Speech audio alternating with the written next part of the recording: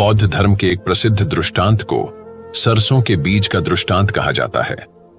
यह थेरवाद बौद्ध धर्म के मूलभूत ग्रंथों में पाया जाता है। यह कहानी किसा गौतमी नाम की एक महिला के इर्द गिर्द घूमती है, जो बुद्ध काल में घटती है।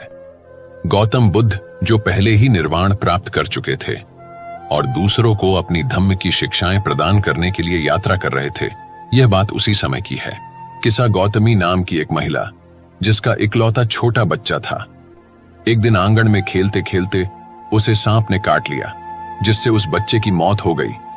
परंतु किसा गौतमी अपने बच्चे की मृत्यु को स्वीकार करने के लिए तैयार नहीं थी। वह उस मृत बच्चे को गांव में हर एक घर दिखाने ले गई और उन सभी से किसा गौतमी ने अपने बच्चे को पुनः जीवित करने के लिए दवा देने की भीख मांगी। उसके एक पड़ोसी ने उसे पास में स्थित बुद्ध के पास जाने के लिए कहा और कहा, आप उनसे पूछे कि क्या उनके पास इस बच्चे को पुनः जीवित करने का कोई उपाय है। अपने बेटे के शव के साथ किसा गौतमी गौतम बुद्ध के पास गई और अपने बेटे को पुनः जीवित करने में मदद करने के लिए उनसे विनती करने लगी। किसा गौतमी के कथन पर महात्मा बुद्ध ने उसे पुनः अपने गांव वापस जाने और उन लोगों के घरों से सरसों के बीज इकट्ठा करने का निर्देश दिया जिस घर में कभी भी किसी की मौत ना हुई हो। उन्होंने वादा किया कि उन सरसों के बीजों से वह उसके बेटे को पुनः जीवित करने के लिए एक दवा बनाएंगे। ऐसा सुनते ही राहत महसूस करते हुए किसा गौतमी अपने गांव वापस चली गई और संपूर्ण गांव में सरसों का बीज मांगने लगी। सभी गांव वाले उसे सरसों के बीज देने के लिए तैयार थे, लेकिन उन सभी ने उसे बताया कि घर में किसी न किसी की मृत्यु हुई है। उन्होंने उससे कहा, घर में जीवित लोग बहुत कम हैं, लेकिन जिनकी मृत्यु हुई उनकी संख्या अधिक है। पूरा दिन ढल गया, शाम और फिर रात होती गई। उसे अभी तक वह सरसों का बीज नहीं मिला था जिसे इकट्ठा करने का निर्देश उसे दिया गया था। तब उसे मृत्यु की सार्वभौमिकता का एहसास हुआ। वह बुद्ध के पास लौट आई। बुद्ध के उपदेश देने पर एक नई समझ के साथ उसका दुख और मन शांत हो गया। उसने अपने पुत्र को जंगल में दफनाया और फिर बुद्ध के पास लौट आई।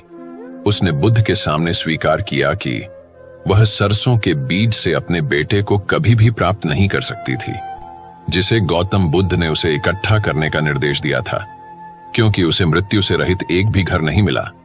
महात्मा बुद्ध ने बड़े ही स्वाभाविक रूप से जीवन का कड़वा सच उसे समझाया था। बुद्ध के उपदेश पर किसा गौतमी को आत्मज्ञान का अनुभव हुआ। किसा गौतमी ने अपने अनुभव और बुद्ध के दिए हुए उपदेश के आधार पर आत्मज्ञान के पहले चरण में प्रवेश किया। किसा गौतमी ने बुद्ध की शिष्या बनने का फैसला किया और बुद्ध काल की पहली महिला अरहत बन गई। इस कथा का तात्पर्य है कि जो व्यक्ति मन की शांति चाहता है, उसे बेकार की लालसाओं और दुख की पीड़ा के कारण से स्वयं ही बाहर निकलना होगा। जिसने इस संसार रूपी मायावी अस्वास्थ्यकर कमान के तीर को अपने जीवन से हटा दिया और स्वयं को शांत कर लिया, उसे मन की शांति निश्चित प्राप्त होगी।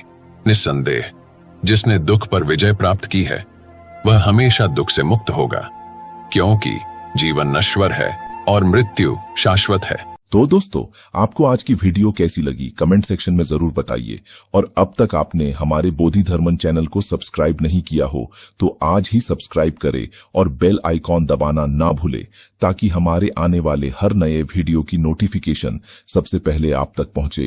वीडियो को लाइक करें, ज्यादा से ज्यादा शेयर करें और आपके अपने बोधि धर्मन चैनल को आज ही सब्सक्राइब करें। आपका दिन मंगल हो।